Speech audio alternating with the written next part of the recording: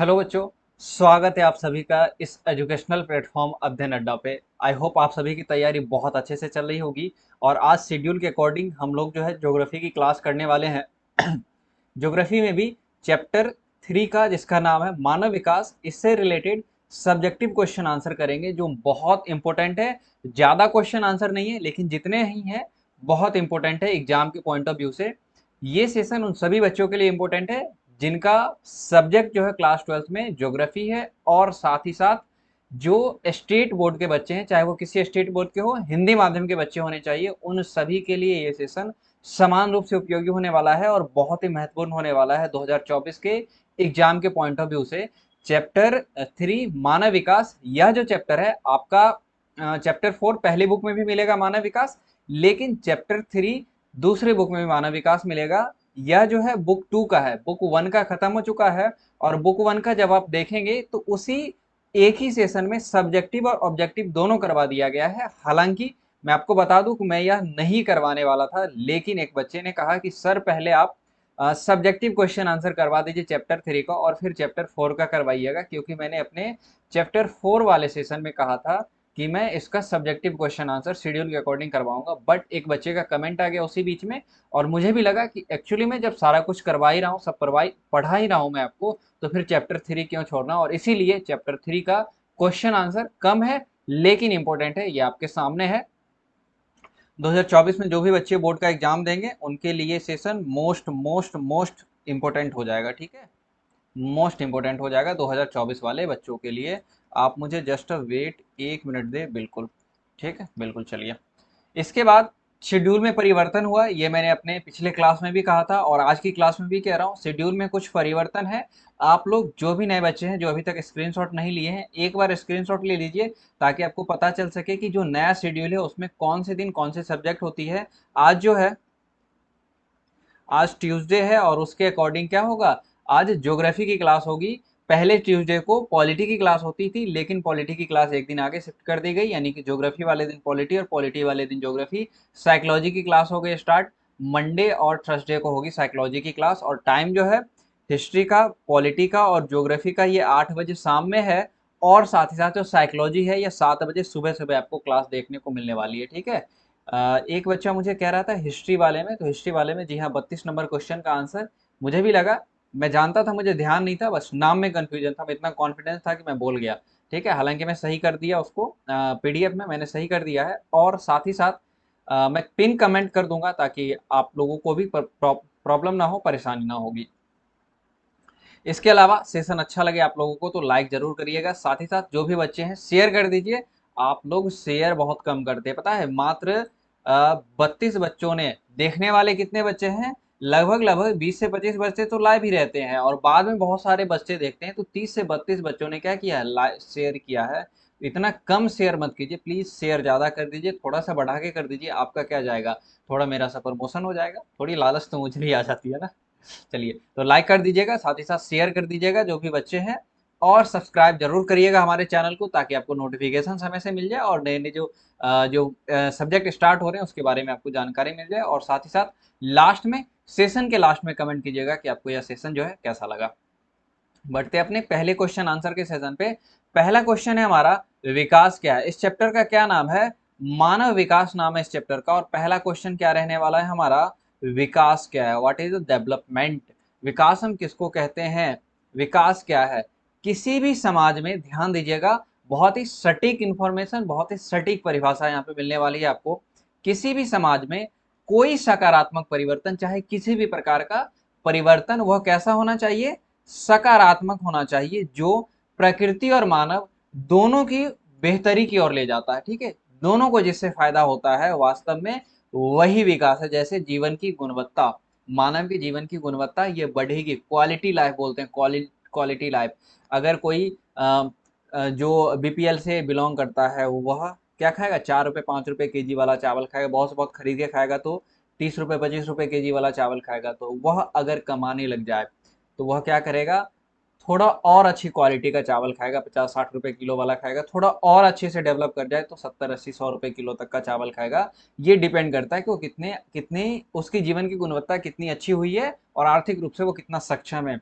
उसके पास कितने अच्छे अवसर जो है यह उपलब्ध है, इस पे भी डिपेंड करता है और उसकी स्वतंत्रता पे भी डिपेंड करता है। तो उम्मीद करते हैं कि जो विकास क्या है, विकास का डेफिनेशन 2 नंबर में अगर पूछेगा आपको सेम टू सेम यही लिख देना है। और यह जो है डेफिनेशन आपको कहीं नहीं मिलने वाला है। बहुत ही रिसर्च करने के बाद, बहुत ही कोशिश करने के बाद जो सटीक इन्फॉर्मेशन होता है, जो सटीक जानकारी होती है, वो मैं आप तक लेकर के आता हूँ। इसीलिए जो मेरा एफर्ट है वो मैं जरूर लगाऊंगा। जो आपका काम है वो आप कीजिए, आपका काम है पढ़ना, साथ ही साथ नोट्स बनाना। और इसके अलावा जो दूसरे बच्चे हैं, नए बच्चे, चाहे आप किसी भी प्लेटफॉर्म पे हो, इस चैनल के बारे में आप उसको बता दीजिए कि यहाँ पे ये क्लासेस चल रही है रेगुलर। बढ़ते हैं अपने अगले क्वेश्चन पे। अगला क्वेश्चन है हमारा, मानव विकास से आप क्या समझते हैं? 2020 में पूछा गया क्वेश्चन है, मानव विकास से आप क्या समझते हैं? और यह क्वेश्चन झारखंड के भी बोर्ड एग्जाम में पूछा गया है। मुझे ईयर ध्यान नहीं है, लेकिन यह क्वेश्चन पूछा गया है, ध्यान रखिएगा। जो मानव विकास है यह एक निरंतर चलने वाली प्रक्रिया है। कौन सी प्रक्रिया? निरंतर, लगातार चलने वाली प्रक्रिया, जो शुरू कहाँ से होती है? गर्भधारण से। यानी कि कोई बच्चा अपनी माँ के पेट में रहता है, उसी समय से उसका जो डेवलपमेंट है वह होने लगता है और उसी समय से यह विकास की प्रक्रिया चलती है। इस प्रक्रिया में जो जन सामान्य होते हैं, जो सामान्य मनुष्य हैं, हम हैं, आप हैं, जो लोग हैं, इनके विकल्पों, जैसे कि विकल्पों के बारे में बात कर रहे हैं, शिक्षा, स्वास्थ्य, राजनीतिक स्वतंत्रता, मानवाधिकारों की गारंटी। शिक्षा हो गया, स्वास्थ्य हो गया, राजनीतिक स्वतंत्रता है, आप फ्री होकर के कहीं कुछ बोल सकते हैं, किसी की आलोचना कर सकते हैं, अपना वक्तव्य रख सकते हैं, यह राजनीतिक ये है, स्वतंत्रता है। और मानवाधिकारों की गारंटी, जो 6 मानवाधिकार हमें मिले हैं, इसकी गारंटी इत्यादि का विस्तार किया जाता है, जिससे मानव के जीवन को आसान और सुगम या उन्नत, या आसान या उन्नत बनाया जा सके। तो उम्मीद करते हैं कि यह भी क्वेश्चन आपको अच्छे से समझ में आ गया होगा। दोनों क्वेश्चन अभी तक 2 नंबर वाले थे, ठीक है, दोनों क्वेश्चन 2 नंबर वाले थे अभी तक। इसके अलावा हम लोग अपने अगले क्वेश्चन पे बढ़ते हैं और उम्मीद करते हैं कि आपको समझ में भी आया। और एक मैंने साधारण शब्दों में लिखने की कोशिश की है आपके सामने, जो इसकी परिभाषा है, ये मैंने साधारण शब्दों में रखने की कोशिश की है। इसके अलावा मैं बार बार कहता हूँ, अगर आप इससे भी और ईजी कर सकते हैं, आप और कुछ कर सकते हैं, बहुत ईजी कर सकते हैं, तो आप कर लीजिए। एक ओवरव्यू आपको मिल गया है कि मानव विकास से आप क्या समझते हैं। इसका भी आइडिया आपको लग चुका है कि विकास एक्चुअल में कहते किससे हैं। जो किताबी डेफिनेशन है ये काफ़ी टफ है, ये आपको रटना पड़ेगा। लेकिन जो ये डेफिनेशन है, ये अगर आप एक बार समझ जाते हैं तो फिर परिभाषा को रटना नहीं पड़ेगा, बस समझ लीजिए और ध्यान रखना, 1-2 बार पढ़ जाइएगा, बस हो जाएगा। बढ़ते हैं अपने अगले क्वेश्चन पे। क्वेश्चन है हमारा, भारत में 2011 के स्त्री साक्षरता के स्थानिक प्रतिरूपों की विवेचना कीजिए। क्यों इंपॉर्टेंट है यह क्वेश्चन मेरे लिए? क्योंकि कुछ समय पहले लोकसभा का विशेष सत्र चला था, जिसमें क्या हुआ, संसद का विशेष सत्र चला है, लोकसभा नहीं, राज्यसभा और लोकसभा दोनों का, जिसमें क्या हुआ, जो चुनाव है, ठीक है, जो भारत में जो चुनाव हो रहे हैं लोकसभा और राज्यसभा के या विधानसभा की मैं बात करूं, उसमें स्त्री को क्या किया जाएगा, 33% आरक्षण की बात चल रही है, 1/3 आरक्षण की बात चल रही है, ठीक है। और इसमें भी बहुत सारे सब कैटेगरी बनाए जाने की बात चल रही है, लेकिन अभी ये होगा नहीं, 2026 में जब परिसीमन होगा, ठीक है, उसके बाद ये होगा और जनगणना के बाद होगा। इसलिए मुझे ये लगा ये क्वेश्चन इंपॉर्टेंट है और ये आपके सामने है। आए या ना आए ये एक अलग मैटर है, लेकिन आप पढ़ करके जरूर जाइएगा। 2011 में स्त्री साक्षरता के स्थानिक प्रतिरूपों की विवेचना कीजिए और इसके लिए उत्तरदायी कारकों को समझाइए। महिला की साक्षरता से रिलेटेड बात की जा रही है। भारत में स्त्री साक्षरता का के स्थानिक प्रतिरूप है, यह कैसे है, अलग अलग राज्यों में है, ठीक है। वर्ष 2011 की बात करें, जब जनगणना हुई थी, उसके अनुसार भारत की साक्षरता दर 74.4% थी, जबकि स्त्री साक्षरता दर 65.5%। और अगर आप यहीं पे आप मुझसे पूछेंगे सर पुरुष की साक्षरता दर कितनी है, तो 80.6 के आसपास, 80.06 के आसपास है। प्रत्येक राज्य में जो है स्त्री साक्षरता दरों में पर्याप्त भिन्नता है। जहां केरल की बात करूं, हाईएस्ट साक्षरता दर है, सबसे ज्यादा है। वहीं बिहार में क्या है, राजस्थान में सबसे कम साक्षरता दर है महिलाओं की, जिसके आधार पर भारत में स्त्री साक्षरता के स्थानिक प्रतिरूपों के संदर्भ में निम्नलिखित तथ्य उल्लिखित है, उल्लेखनीय है। स्थानिक प्रतिरूप यानी जो राज्यवार साक्षरता दर है, वो कहीं ना कहीं उसमें भिन्नताएं पाई जाती है। इसके पीछे क्या क्या रीजन है, या क्यों भिन्नताएं हैं इसके बारे में बात करेंगे, या किन किन राज्यों में किस प्रकार की भिन्नताएं हैं इसके बारे में बात करने वाले हैं। पहला, भारत के अधिकांश दक्षिणी राज्यों की जो साक्षरता दर है, भारत की औसत औसत साक्षरता दर से उच्च है। भारत की औसत औसत साक्षरता दर 74.4% है, और दक्षिण भारत की जो औसत साक्षरता दर की मैं बात करूं, चाहे औसत मतलब स्त्री या पुरुष दोनों आ जाएगा, औसत साक्षरता दर की बात करूं तो इस जो राष्ट्रीय साक्षरता दर है इससे कहीं क्या है, ज्यादा है। इसके अलावा भारत में केरल जैसे राज्य, मिजोरम, लक्षद्वीप, चंडीगढ़, दिल्ली, गोवा जैसे जो राज्य है या फिर केंद्र शासित प्रदेश है, इसमें जो लक्षद्वीप है, चंडीगढ़ है और दिल्ली ये केंद्र शासित प्रदेश है, और राज्य मिजोरम, केरल और बिल्कुल दिल्ली भी क्या है, केंद्र शासित प्रदेश है। तो ये सब क्या है, वर्ष 2011 में इसमें महिला साक्षरता दर 80% से अधिक है। लेकिन वहीं कुछ राज्यों की बात करें, जैसे मैं बिहार की बात करूं, बिहार के पड़ोसी राज्य झारखंड है, अरुणाचल प्रदेश है, राजस्थान है, इस सब उत्तर प्रदेश राज्य में जो स्त्री साक्षरता दर है इसकी काफी दयनीय स्थिति है, बहुत ही कम है। जो नेशनल एवरेज है उससे भी काफी कम है। नेशनल एवरेज स्त्री साक्षरता दर की 64.5 यानी कि 64.5% है, लेकिन यहाँ पे इससे भी काफी कम है, 50, 52, 55, 57 इस सब प्रतिशत के आसपास है। तो कहीं ना कहीं यह स्थिति काफी खराब है। इसके अलावा पूछ क्या रहा है, और इसके उत्तरदायी कारकों की विवेचना करने के लिए कह रहा है। तो इसके उत्तरदायी कारक के बारे में हम लोग बात करेंगे। भारत में स्त्री साक्षरता को प्रभावित करने वाले जो उत्तरदायी कारक है, यह कौन कौन से हैं। भारत की कुल जनसंख्या का जो एक बड़ा भाग, एक बड़ा हिस्सा सामाजिक आर्थिक रूप से क्या है, अति पिछड़े वर्ग की श्रेणी में आता है। बहुत ही पिछड़े हैं, चाहे सामाजिक रूप से, आर्थिक रूप से, शैक्षिक रूप से, हर तरह से पिछड़े हुए हैं। जहाँ पे इस संदर्भ में भी महिलाओं की स्थिति जो है काफी बेकार है, काफी दयनीय है। इसके अलावा शिक्षा की ओर कोई कोई खास ध्यान नहीं दिया गया है। ओवरऑल भी मैं बात कर लूं, यहाँ पे स्त्री शिक्षा की बात की जा रही है, तो मैं स्त्री शिक्षा की बात कर रहा हूँ, वहां पे कोई ध्यान नहीं दिया जा रहा है। समाज के इस पिछड़े वर्ग में, जो पिछड़ा वर्ग है वहां पे साक्षर होने को ज्यादा वरीयता नहीं दिया जाता, पढ़ाई लिखाई को ज्यादा वरीयता नहीं दिया जाता, बल्कि काम काज को, रोजगार को, आजीविका की व्यवस्था करने को वरीयता दी जाती है। इसकी प्राथमिकता दी जाती है कि कैसे बच्चा बड़ा होगा, अपनी आजीविका चलाएगा। आजीविका कहने का अर्थ आप कोई स्वरोजगार करते हैं, ठेला पे कुछ बेच रहे हैं, ठीक है, ये आपकी आजीविका के अंतर्गत आ जाएगा। पानी पूरी वाले, गोलगप्पे वाले, वो तो पानी पूरी वाले ही हो गए, जो मोमोज वाले वगैरह होते हैं, ये सब क्या है, अपनी आजीविका चलाते हैं। जिसके कारण पुरुष तथा महिलाएं दोनों ही क्या है, रोजगार में संलग्न है, पहली। उसके अलावा दूसरी ओर जो है मुस्लिम समुदाय की भी हम बात करते हैं, इनको हम कैसे छोड़ सकते हैं। जो पर्दा प्रथा चली आ रही है, ठीक है, और भारत के अनेक सामाजिक वर्गों में, अनेक समाज के अनेक अनेक विभिन्न वर्गों में बात करूं, वहां पे पर्दा प्रथा अभी भी है। जैसे राजस्थान की अब बात कर लीजिएगा, काफी ज्यादा पर्दा प्रथा है। उसी प्रकार मुस्लिम महिलाओं के बीच भी है, इसका प्रचलन है। इसके साथ ही उन्हें घर से बाहर निकलने पर प्रतिबंध लगाया जाता है, यह देखने को मिलता है, क्योंकि हमारी समाज पैट्रियार्किक है, पैतृक सोच है हमारी। धीरे धीरे हमारी जो स्थिति है, मानसिक स्थिति, यह बदल रही है। महिलाएं भी अब आगे निकल रही है और कंधे से कंधा मिलाकर, पुरुष के कंधे से कंधा मिलाकर काम कर रही है। इन्हीं कारणों से भारत में जो है स्त्री साक्षरता स्तर जो है, यह कहीं ना कहीं निम्न है, या कह सकते हैं कहीं ना कहीं कम है। उम्मीद करते हैं कि 5 नंबर का क्वेश्चन आपको समझ में आ गया होगा, ठीक है। स्क्रीनशॉट जरूर लेते जाइएगा ताकि आपको नोट्स बनाने में प्रॉब्लम ना हो, और थोड़ा सा अगर आप रिवीजन करते हैं तो आपको आ जाएगा, ठीक है। कोई बहुत बड़ी बात नहीं लिखी गई है, हमारे आपके समाज में, आस पड़ोस में जो चीजें, जो घटनाएं होती हैं, वही सारे बातें यहाँ पे लिखी गई हैं। इसके अलावा मुझे नहीं लगता कुछ और लिखी गई हैं। पर्दा प्रथा महिला समाज में, भारत के अन्य समाजों में उनको घर से नहीं निकलने दिया जा रहा है। इसके बाद जो कुछ जनसंख्या अति पिछड़ा वर्ग, ये सामाजिक आर्थिक रूप से बहुत ज़्यादा पिछड़ा हुआ है, बहुत ज़्यादा दयनीय स्थिति में है, जिसमें महिलाओं की स्थिति और ज़्यादा बेकार है, इस पर कोई ध्यान नहीं दिया जाता। ये सब क्या है, हमारे आस पड़ोस की चीज़ें हैं, जो हम आसपास देखते हैं, दैनिक जीवन में जो घटनाएं घटित होती हैं, वही सारे बातें लिखी गई है यहाँ पे। उम्मीद करते हैं कि समझ में आ गया होगा। इसके अलावा अगले क्वेश्चन पे चलते हैं। भारत में घटते लिंगानुपात के लिए कौन से कारक उत्तरदायी है, अथवा भारत में बच्चों जो 0 से 6 वर्ष के हैं, इनके घटते लिंगानुपातों के 2 कारण बताइए, ठीक है। अगर मैं बात करूं 2011 की जनगणना के अनुसार, तो जो भारत के बच्चे थे, खास करके 0 से 6 वर्ष के आयु में, इनका लिंगानुपात है काफी ज्यादा चिंताजनक रहा था।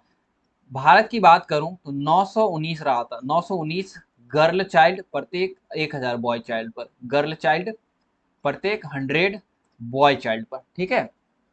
सिर्फ अगर केरल को छोड़ दिया जाए, इस केरल को छोड़ करके अन्य जितने भी भारतीय राज्य हैं, यानी कि इसके अलावा अब 27 राज्य बचते हैं, हालांकि उस समय ज़्यादा थे, 27 राज्य बचते हैं, तो केरल को अगर छोड़ दिया जाए तो इसके अलावा जितने भी राज्य है वहां पर जो बाल लिंगानुपात है लगातार घट रहा है, और यह कहीं ना कहीं चिंता का विषय है। और सबसे कम जो है यह कहाँ पे है, यह हरियाणा में है। सबसे कम बाल लिंगानुपात हरियाणा में है, ध्यान है ना आपको। अब कमेंट करिए तो हरियाणा का बाल लिंगानुपात कितना है, प्रत्येक 1000 बॉय चाइल्ड पर कितनी गर्ल चाइल्ड है हरियाणा में, ठीक है।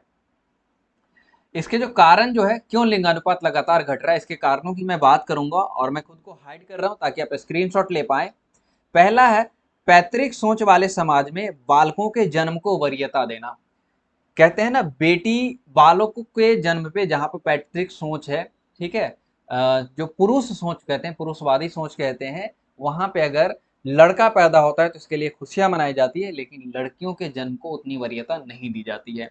इसके अलावा प्रसव से पूर्व, यानी कि बच्चे का जो जन्म होता है उससे पहले ही लिंग परीक्षण की सुविधा उपलब्ध होगी। अल्ट्रासाउंड के माध्यम से लोग क्या है, लिंग परीक्षण करवाते हैं कि लड़का है या लड़की। और बहुत सारी परिवारों में ऐसा होता है कि उनको लड़की नहीं चाहिए होती है, जिस कारण से क्या होता है कि भ्रूण हत्या हो जाता है, और इसका जो बहुत ज्यादा प्रयोग हो रहा है इस वजह से भी क्या होता है कि लिंगानुपात भारत में गिर रहा है।